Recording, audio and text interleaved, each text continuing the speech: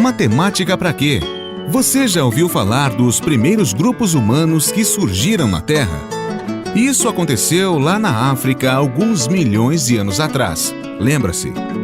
O que pouca gente comenta é que já naquele tempo era importante saber contar. É claro que não era uma conta cheia de números, muito menos letras, como as que fazemos na escola hoje em dia. Era mais um censo numérico. Censo numérico é uma coisa que até os animais têm. É a capacidade de reconhecer a diferença entre grupos com um, dois ou mais objetos. O problema de calcular as coisas só com base no censo numérico é que só esse atributo natural não é suficiente para fazer contas maiores. Até mesmo alguns animais possuem um sistema de contagem que ultrapassa o simples censo numérico. As formigas, por exemplo, são capazes de calcular com exatidão a distância entre um animal morto e seu ninho, contando o número de passos dados no percurso. Curioso mesmo é o caso de uma espécie de cigarra, da família das Magicicada, que vive em túneis debaixo da terra e só sai uma vez na vida para acasalar e morrer, no aniversário de 13 ou 17 anos. Por que será que isso ocorre sempre em um número primo, ou seja, divisível apenas por um e por ele mesmo? Ao longo da história da humanidade, diferentes necessidades levaram os seres humanos a desenvolver formas mais eficientes de fazer contas, medir as coisas e realizar muitas outras ações que só depois de um tempo passaram a ser reconhecidas como matemática. E muitas vezes os avanços em uma região do planeta também ocorreram em outra parte, sem que um grupo soubesse do outro. Os primeiros sistemas de contagem eram bem simples. Quando os guerreiros saíam para a batalha, por exemplo, cada um colocava uma pedra em um cesto. Quando voltavam, pegavam de volta as pedras e a quantidade restante representava quantos foram mortos. Há cerca de 30 mil anos, os seres humanos começaram a desenvolver maneiras mais eficazes de contar. Uma delas era riscar traços em ossos de animais. Aliás, acredita-se que esses rabiscos nos ossos deram origem a um dos sistemas numéricos mais conhecidos, os números romanos. Mas o sistema numérico romano tinha uma falha muito grave. Não tinha o zero. O nada chegou a ser representado por muitos povos anteriores aos romanos com símbolos especiais que identificavam o início de um número. Mas a ideia do zero, ou seja, um número para representar a subtração de um número por ele mesmo, só surgiu há aproximadamente 1800 anos na Índia. Se os romanos não conseguiram descobrir o zero, pelo menos desenvolveram uma maneira de fazer operações aritméticas que deu origem à palavra calculadora. Eles usavam uma tábua com buracos nos quais colocavam pedrinhas, cada espaço representando um valor numérico.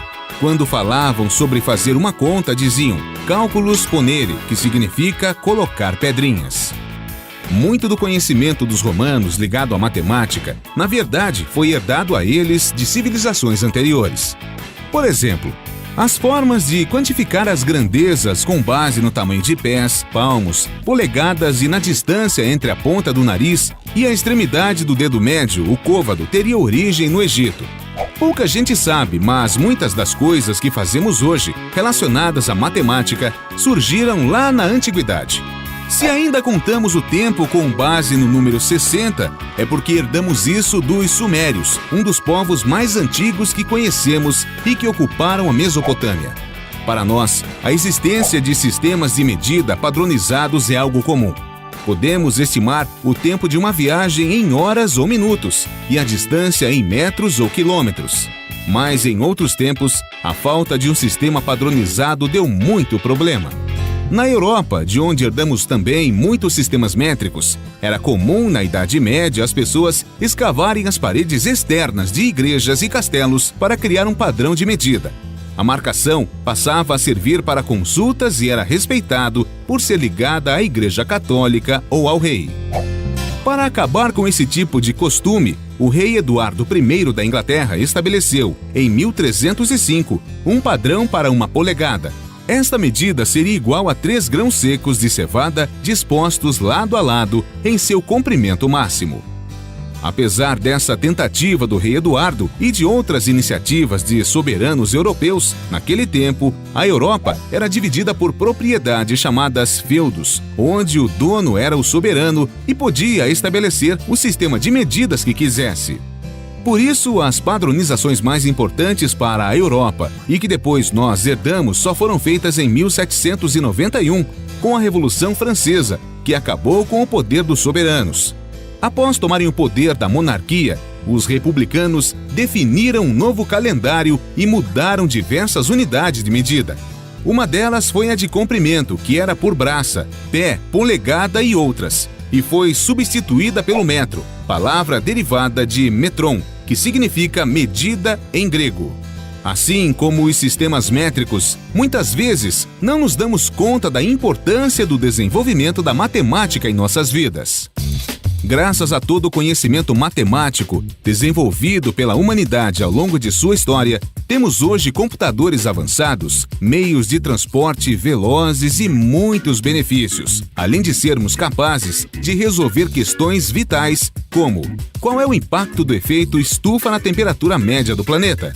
Há algum risco de um asteroide se chocar contra a Terra? Por que o pão sempre cai com a manteiga virada para baixo? Acreditem ou não, um físico apresentou uma explicação científica para essa pergunta. Para isso, usou cálculos matemáticos, mecânica básica e muita criatividade. Em 1995, Robert Matthews apresentou um estudo segundo o qual as mesas nas quais costumamos apoiar o pão para passar manteiga têm altura exata para que o alimento, ao cair, vire no ar deixando a manteiga para baixo. Se não fosse todo o conhecimento matemático acumulado pela humanidade nesses milhões de anos desde o aparecimento dos nossos ancestrais, como poderíamos saber isso?